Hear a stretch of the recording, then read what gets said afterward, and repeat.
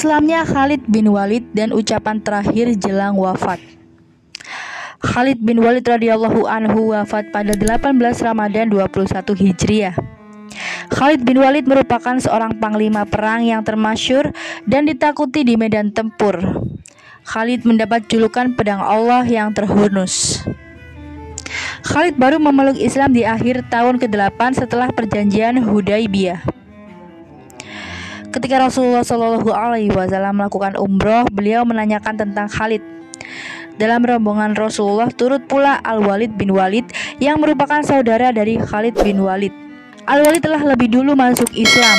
Al-Walid menceritakan bahwa Rasulullah pernah menanyakan Khalid kepada Rasulullah. Al-Walid kemudian menjawab, "Semoga Allah memberinya hidayah."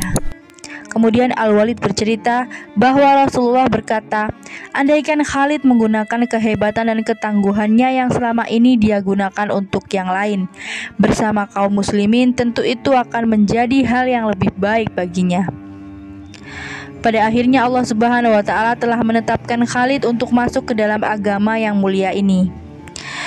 Setelah mengikuti beberapa perang dengan melawan Rasulullah Shallallahu Alaihi Wasallam, Khalid bertanya kepada Nabi, apakah Allah akan mengampuni dosaku selama ini dan telah menentang Islam?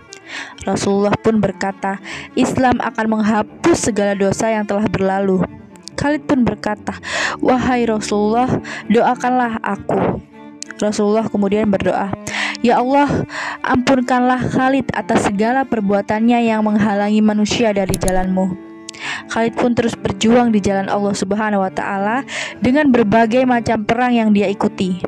Khalid bin Walid pernah dikirim ke Irak dan dapat menguasai Al-Hirah. Kemudian Khalid bin Walid diperintahkan Abu Bakar meninggalkan Irak untuk membantu pasukan yang dipimpin Usamah bin Zaid.